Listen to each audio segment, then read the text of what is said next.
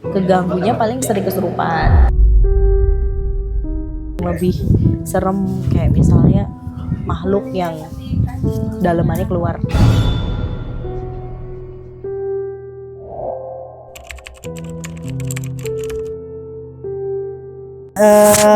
Kebetulan banget ini saya udah dengan narasumber langsung yang didatangkan dari Kebumen ya. Waduh, jauh banget ya. Kalau dulu ada Mama Loren, kalau sekarang bersama saya ada Mama Vino.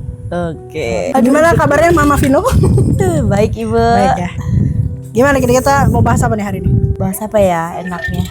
Untuk mistisnya masing-masing versinya beda-beda. Orang lain percaya apa enggak gitu ya? Iya Bu, betul. Karena kita cerita juga kan nggak ada evidennya ya, jadi Iya, nggak benar. bisa itu bener nggak sih ceritanya gitu. Tapi emang ya dunia kayak gitu emang percaya atau nggak percaya ya ada. Tapi pengalaman pribadi yang Mbak Ina alami, pernah nggak sih yang paling serem banget yang mungkin membuat Mbak Ina sampai sekarang tuh masih trauma gitu? Pernah Bu, pertama kali gathering tuh acara kantor yang waktu dulu di Bogor kalau nggak salah ya. Tahun berapa itu? Aduh, tahun berapa ya Bu ya yang di PGI? 2018-an kali ya. Itu pertama kali sih. Dari versi Mbak Ina tuh yang paling seremnya kayak gimana sih? Paling seremnya itu kayak dipancing emosinya, diajak kayak cari tahu. Nah akhirnya malahan nggak kuat, malahan jadinya kita sendiri yang capek, akhirnya kitanya yang kemasukan gitu Bu. Dipancing tuh maksudnya gimana Mbak? Dipancing kayak dari kasat mata kan nggak ada apa-apa, tapi kalau di saya tuh kayak emosi kok saya pengen nge-explore tempat ini ya, makin penasaran. Justru itu yang salah, harusnya kita nggak usah ya udah kalaupun tahu adanya makhluk itu ya udah gitu, tapi nggak usah cari tahu. Akhirnya karena kondisinya juga lagi nggak sehat, cari tahu malah kena sendiri gitu. Taunya pas apa kayak Mbak Ina ngerasa kemasukan atau ada hal yang negatif datang tuh kayak gimana Mbak? Ngerasanya kayak gimana? Rasanya sih awal-awalnya kayak diajak komunikasi biasa, terus diajak kayak yuk ikut gitu, terus dikasih tahu. Nah itu saya pertama kalinya itu saya lihat, oh tempatnya menarik nih. Nah saya dibawa, udah habis itu saya cuma lihat-lihat kayak ini tempat yang unik, yang di situ menurut saya tuh tertarik untuk dieksplor lagi. Oke, sorry Mbak, aku potong. Jadi biar pemirsa juga terbawa dalam ceritanya Mbak Ina, tempatnya yang dimaksud nih tempat yang seperti apa? Jadi tempatnya itu pada saat saya ketemu si makhluk itu di awalnya itu kayak di gapura gitu loh.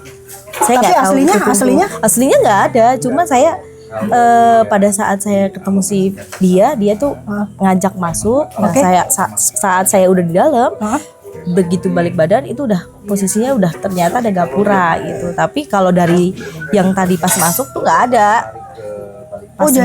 Jadi itu versi penglihatannya Mbak Ina kayak dibawa ke dalam gapura. Iya, versinya mah kayak masuk ke gapura. Tapi itu dalam kondisi orang lain ngelihatnya Mbak Ina gimana? Kalau untuk ngelihat saya sih posisinya mungkin kayak saya lagi diem aja, ngomong sendiri mungkin kayak gitu. Tapi aktualnya yang saya lihat enggak, sebenarnya saya lagi ngelihat yang sebelah sana gitu. Serem juga ya. Pas waktu Mbak Ina masuk dalam gapura itu, yang dikomunikasiin atau Mbak Ina ngeliat apa gitu? Kalau pas lihat itu yang waktu paling serem menurut saya ya, yang kejadian di situ itu paling inget banget tuh. Tahu-tahu itu ada mas tapi kok pakaiannya pakaian adat dengan kayak kerajaan gitu. Saya mendeskripsikannya adat mana nih Mbak? Kayak ini Bu, pernah nonton Angling Dharma nggak? Wah pernah. Nah itu mirip-mirip kayak gitu, mas-mas yang di Angling Dharma kayak gitu. Di situ saya kayak tertarik, wah ganteng nih gitu loh. Ganteng nih. Interest gitu? Iya, makin tertarik, makin ganteng. Ternyata aktualnya saya kesurupan. Sadar-sadarnya gimana tuh? Sadar-sadarnya sih saya cuma ada yang narik saya. Bilangnya balik aja gitu, jangan dilanjutin lagi, balik aja. Ada sosok yang narik Mbak Ina buat balik lagi aja, ini nggak baik dilanjutin lagi. tapi sampai dari saat itu setelah selesai ini kejadiannya itu Iya. apa lagi kejadian? Kejadiannya ya saya ngerasanya sih pada saat kejadian itu selesai kan saya balik lagi nih ke dunia Rutinitas. nyatanya, katanya. Tapi kok makin kesini makin intens ngelihatnya, yang tadinya ngelihat cuma yang lihat aja, kok sekarang ngelihatnya kayak Jadi- ngelihat yang lebih serem, kayak misalnya makhluk yang dalemannya keluar. Serem banget kayak kuyang dong. Iya, tapi itu versi laki-laki. Iya, itu yang menurut saya serem banget. Dalemannya keluar. Gitu. Tapi ada palanya, Mbak. Ada. Tapi keluar. Kayak orang disayat itu, terus keluar kayak orang nyayat ayam yang dalemannya dikeluarin. Oh, Itu yang saya nggak usus-ususnya gitu kuat. Ya, masih ada ususnya, parunya, udah. Itu terus pernah nggak sih kalau ngeliat-ngeliat kayak gitu ngerasa kayak nangis atau apa gitu, Mbak Ina di dalam hatinya gitu? kalau untuk ke bawah kayak komunikasi gitu sih kayak capek aja sih, Bu. Kalau Pernah? Bisa sampai ngobrol? Kalau ngobrol kayak misalnya ketemu nih sama makhluk kayak gitu, pengen tahu kan kenapa kok tumben nongol, biasanya enggak. Ntar dia cerita sedih karena nggak didoain gitu. Tempat karena itu nggak didoain gitu. Oh ya udah. Pernah ada yang kayak gitu, Minta ada yang kayak gitu. Masuk di kantor kadang begitu. Kalau kayak mau hari malam Jumat gitu, biasanya habis asar kan suka interaksi tuh. Nah, saya tanya nih, kenapa kok tumben gitu, tapi nggak ngomong yang langsung, cuma ngomong batin aja. Iya, pengen didoain gitu. Nanti juga habis maghrib mau yasinan kok gitu. Iya, tapi tolong doain gitu. Itu tapi ada juga yang nggak mau dieksplor, Bu. Ada juga yang nggak mau Ada dieksplor, nggak mau maksudnya ditanya-tanya. Dia maju Diem aja. Oh, Terus introvert. ntar dia terus dia mukanya cuma kayak nyala gitu doang. Terus Mbak Ina tuh udah bisa ngerasa ngeliat komunikasi, terus interaksi lah sama mereka itu sejak usia berapa, Mbak? Sebenarnya waktu itu pas balita ya, umur 5 tahunan itu bapak saya bilang itu saya suka nangis sendiri, terus suka kayak main sendiri, cuma ditutup gitu. Tapi saya juga nggak tahu ya, Bu ya, setelah balik kok kayak kasat-kasat masih bisa lihat gitu, kasat-kasat, tapi nggak yang seintens yang pertama kali di puncak Bogor itu loh. Kayaknya udah kebuka semuanya. Kan saya yang pulang dari puncak saya cerita, kok saya ke bapak saya, kok saya bisa lihat lagi sih kayak gitu. Maksudnya itu kayaknya ngeganggu deh, saya nggak tertarik ke kayak gitu. Terus si sesepuh saya bilang itu turunan, memang waktunya bisa ngebuka semua ya kebuka semua gitu. Karena jadi faktor turunan, Bu, bukan karena ada memang aji yang bisa buat lihat itu, enggak. Bukan, kalau kan ada orang yang maaf ada sebagian kepercayaan kan, dibukain gitu. Iya, enggak. Oh, bukan kayak gitu. Itu natural aja berarti ya? Iya, natural aja, Bu. Saya juga Tiba-tiba gitu. saya juga nggak ngerti kalau diceritain kadang. Berarti sampai sekarang Mbak Ina masih bisa ya komunikasi kayak gitu, interaksi? Kalau diminta kadang bisa, kadang nggak bisa, Bu. Maksudnya diminta? Maksudnya manusia Kayak yang minta misalnya, gitu? ya terkadang kan coba kamu explore ke tempat itu, ada apa gitu. Oke.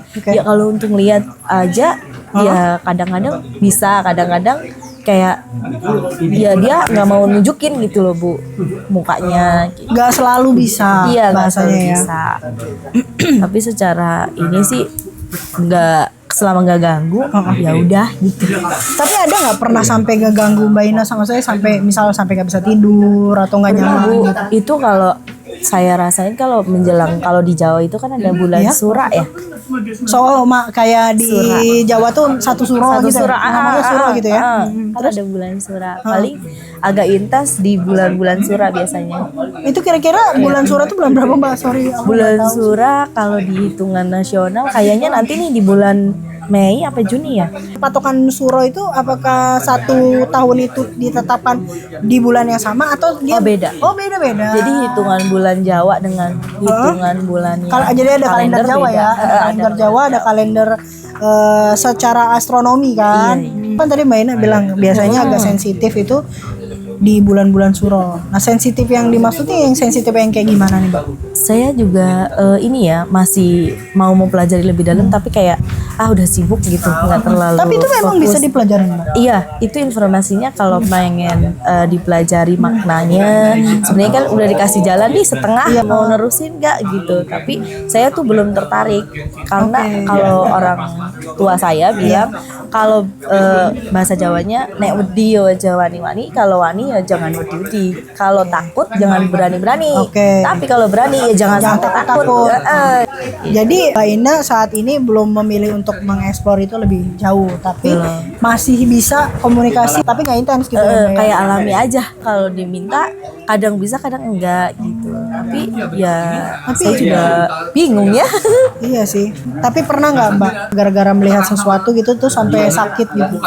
Kalau saat ini sih keganggunya paling sering kesurupan. Tapi habis itu kan ada ruqyah sedikit lah ya. Kalau di kampung saya tuh ada ruqyahnya. Nah kebetulan waktu itu saya di ruqyah dan diruat. Sampai di Ruqyah dan diruat karena konon katanya anak satu-satunya perempuan. Loh, kamu anak satu-satunya? Iya, anak perempuan satu-satunya. Tapi kakak saya, adik saya itu laki-laki. Jadi harus diruat di umur kalau dia udah balik. Nah saya waktu nikah kan saya percaya nggak percaya lah gitu. Berarti ini kejadiannya setelah nikah? Iya, setelah menikah saya belum diruat, tapi kejadiannya makin intens. Sampailah saya tanya gitu, kenapa, ada salah apa, ada janji apa orang tuanya. Ternyata disarankan adat di situ itu harus kalau sudah balik, sudah menikah harusnya ada ruatan. Kalaupun kita nggak percaya gitu. Ya balik lagi nih ke pemirsa yang nonton juga nih soal percaya dengan nggak percaya ya. Mungkin sebagian orang ada yang menganggap ya bohongan gitu kan. Tapi ya sebagian orang lagi mungkin kita nggak tahu juga ya Mbak, karena yang ngerasain kan Mbak Ina gitu ya. Jadi bisa percaya bisa enggak, tapi memang ya namanya makhluk seperti itu memang ada, pasti keberadaannya tetap ada. Betul. Nah mungkin Mbak teman-teman nih yang lagi nonton ya kan, mungkin ada juga Mbak di posisinya kayak persis Mbak Ina. Maksudnya gini, dia melihat atau dia pernah sesekali merasakan kehadiran makhluk di luar kita gitu, tapi dia tidak tahu cara meresponnya. Mungkin Mbak Ina punya tips buat mengantisipasi supaya dia tidak merasa seperti gimana gitu. Kalau tipsnya sih paling gini aja, kalau misalnya tahu teman-teman ketemu nih nggak disengaja, ya kan maksudnya mungkin agama masing-masing ya. Kalau dari pribadi saya doain aja, terus niatin aja kita nggak ganggu. Kalau misalnya teman-teman mau aktivitas yang memang di tempat dia berada, ya udah izin aja. Baiknya sih sebelum masuk ke ruangan, ke tempatnya itu lebih baik izin, atau kalau di bahasanya kita kan assalamualaikum dulu gitu. Ada unggah-ungguhnya. Nah kalau secara respon Mbak, pertama kali ketemu atau melihat seperti itu, responnya itu harusnya seperti apa sih Mbak? Harusnya kalau di saya pribadi tenang dulu sih. Terkadang makhluk itu ada yang sifatnya memang mengganggu ya. Makin kita panik, makin kita takut, makin dia iseng. Gitu. Baiknya sih tenang aja dulu. Ya kaget, shock pasti ya. Namanya belum pernah. Ini ada siaran langsung nih dari kru kita ya. Mohon maaf. Majuan dikit Mbak. Hujan nih. Terus kita tenang dulu aja. Kaget pasti, tapi balik lagi jangan dibikin kayak ngomongnya kasar. Itu malah nanti takutnya berbalik ke kitanya yang sendiri yang Oke, terima kasih Mbak Ina untuk tips-tipsnya juga ceritanya ya. Mbak Ina tuh punya banyak cerita sebenarnya. Dia punya cerita tuh lumayan banyak yang mistis, horor seperti itu. Tapi mungkin kita bisa cerita lagi di lain waktu ya Mbak Ina. Terima kasih udah datang ke sini. Terima kasih. Bye bye.